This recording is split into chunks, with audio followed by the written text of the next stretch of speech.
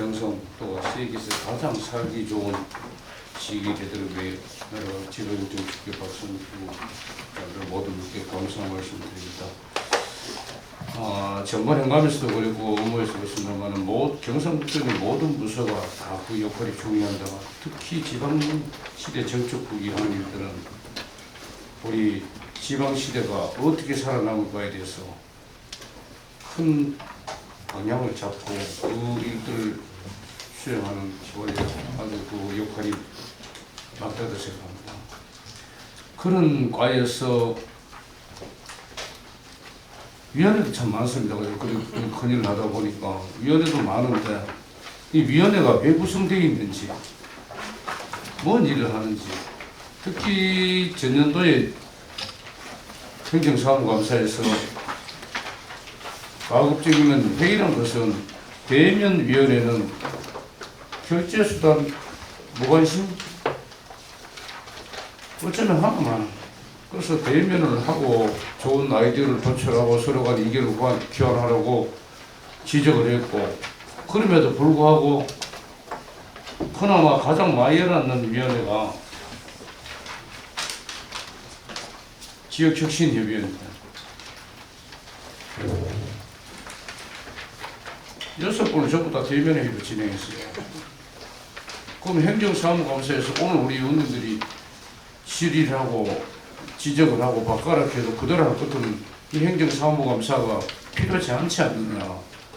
물론 여러 가지 사유가 있지만 코로나도 끝났고 또 그 이외에 지금 22쪽부터 쭉 있는 위원회 22대 지방분권 본회의도 소속되어 있습니다만 단 한 차례도 위원회를 열지 않았어요. 중앙부처가 어떻고 그 얘기 지방분권을 어떻게 하고 지역혁신을 어떻게 할 수가 있어. 우리 나름대로 그 위원회 역할이 있고 그 위원회를 통해서 도민들의 의견을 수렴해야 될 필요가 있다. 그래서 위원회를 만들었을 것인데 위원회만 만들어 놓고 한 번 내지는 열지 않는 거. 또 열었는 대면을 하고. 또 어떤 위원회는 아주 중요한 위원회가 있죠. 어느 게 안 중요하겠습니까만은 52명 중에 위촉직, 당연직 빼고는 거의 회의 참석하지 않는 위원회. 인구정책위원회 같은 경우 52명이에요. 120쪽에 27명, 21명 참석한다고. 그럼 위원회를 뭐 때문에 많이 구성해놨는지, 폭넓은 의견을 받기 위해서 구성했다면 그들이 위원회에 참석할 수 있도록 해야 되고, 그렇지 않다면 위원회에서 제외해야 되죠. 이거사초도 마찬가지 11명을 위촉해놨는데 4명, 5명 참석하고.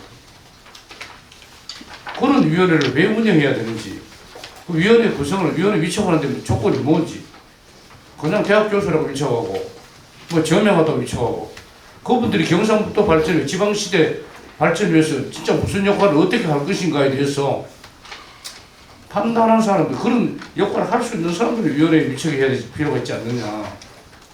그냥 대학 교수라고 위촉만 해놓고, 저명하다고 위촉만 해놓고, 전혀 관심 없어 위원회 참석을 하는 분들, 명단 보면 수백 명이 위원회에 있어요. 그래서 답변 보다가 이 선정 기준이라든지 이 위원회가 제대로 역할할 수 있도록 우리 지방시대 정책국에서 좀 신경을 써주시길 부탁을 드리고, 114쪽에 우리가 지역 인구 소멸 지역 때문에 공모 사업을 해서 이런 사업들을 하고 있는 것 같아요. 근데 그뿐만 아니고 우리가 인구 개념 대전환에 대해서 말씀드린 정주인구가 생활인구 100%를 그 지역 인구라면 70%는 정주, 30%는 생활인구를 했을 때 100%는 시대가 글로벌 시대에 와 있습니다. 그죠? 예. 근데 이런 정책들에서 지적하고 싶은 게 뭐냐면 이 지금 사업을 해놓고 과연 이것이 인구 유입에 도움이 될 것인지, 정원 조건에 놨다 그걸 보러 사람이 누가 있을 것인지, 가장 기본적 돼야 되는 것이 접근성입니다.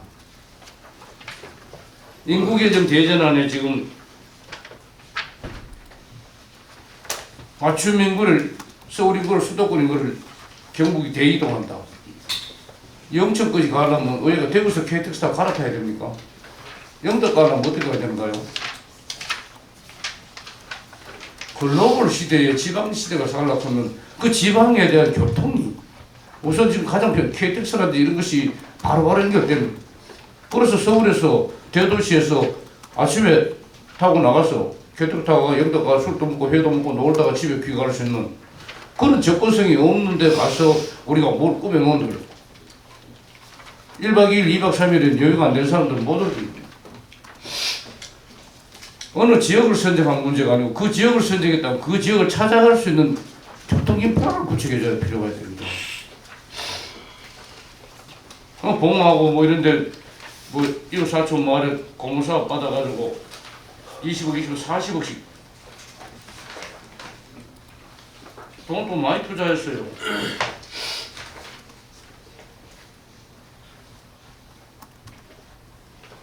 경북형 작은 정원 클라인 카르텔 이 사업을 해서 이 작은 정원에 누가 갈 것인지 그 지역 주민이 얼마나 이용할 것인지 그럼 그냥 이렇게 하겠다고 국가가 주도하니까 지방 소멸 지역에 공모를 해가지고 예산만 받아와야 되겠다. 그런 마을이 있는지 본이요, 동료요 뭐 아마 모를 거예요. 우리 공무원들 그거 몇 번이나 갔을지. 언론에서 그 관심이 있어가지고 그 취재를 하고 그 좋더라고 했는지. 돈이 1억도 아니고 수십억을 들인 사업이 그냥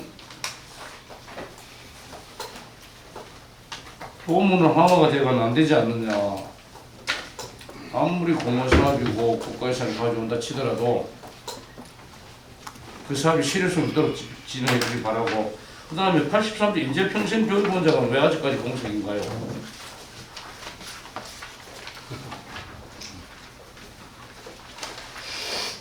말씀. 그 행정 통합을 하고 출자 체육회 통합을 했으면 거기 걸맞는 역할을 할 수 있도록 지원해줘. 진짜 본부장이 개입을 한다. 이쪽 본부장 저쪽 본부장 서로 역할이 남고 원장이 없는 상황에서 여러 가지 결제를 이런 부분에 혼선이 올 수도 있고 또 그 조직 자체의 사기도 제한되니까 그런 부분 정리해 주시고 마지막으로 이거는 그냥 한번 질문해 보겠습니다. 우리가 여러 가지 일에 대해서 우리가 업무 협약 추진을 많이 했어요. 61쪽부터 쭉 뒤에 있는데 우리 지사님이 이거 서명을 몇 가지를 합니까? 그건 뭐 국장님 할 얘기 아닙니다만 여기 보면 61쪽의 서명과 62, 3, 4, 5쪽의 서명이 달라요. 지사님 서명이.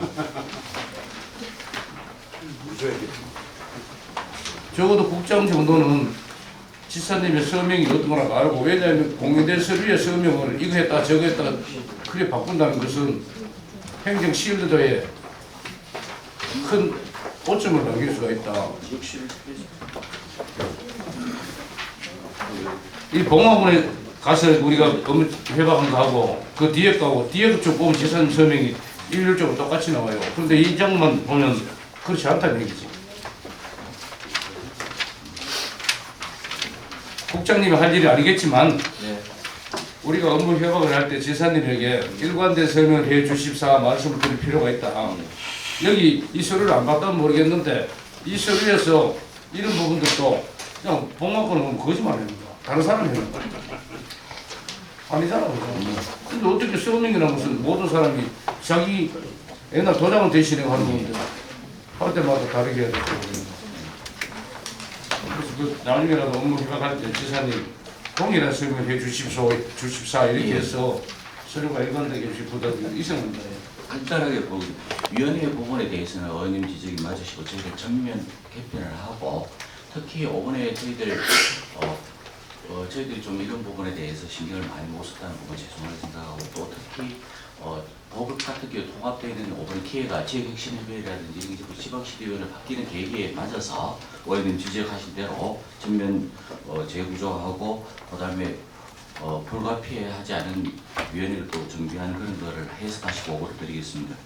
두 번째 클라이 가르텐 같은 경우에 이런 인구 유입하는 부분에서 위원님 지적하시는 게 맞아서 5번에 기획되고 있는 거는 기업이 들어온다 하고 대학이 함께 들어가서 필요한 크라이 가르템, 여기 크라이 가르템은 사실은 정원의 뜻이지만 실제적으로는 숙소 개념입니다. 그래서 기업이 이렇게 들어와가지고 여기 직원들을 취업시켜서 탈락의 정주 여건을 약간 이런 좋게 한 거기 때문에 꼭 필요한 데만 할 수 있도록 최소화해 나가겠습니다. 이제 평생교육진흥원은 저희들 원장님을 모실 수 있도록 사실 여기 잘 안 오시려는 이유가 여기 장학금을 좀 확대하는 부분으로 해서 하춘수 위원장님이라든지 이런 분들 요청했는데 뜻은 공감했는데 사실은 장학금 정도를 조금 많이 배우실 수 있는 부분도 부담도 같이 있으셔서 이런 부분까지 대책을 세워서 하겠다는 말씀드리고 일관된 서명이 될 수 있도록 말씀을 올리도록 하겠습니다.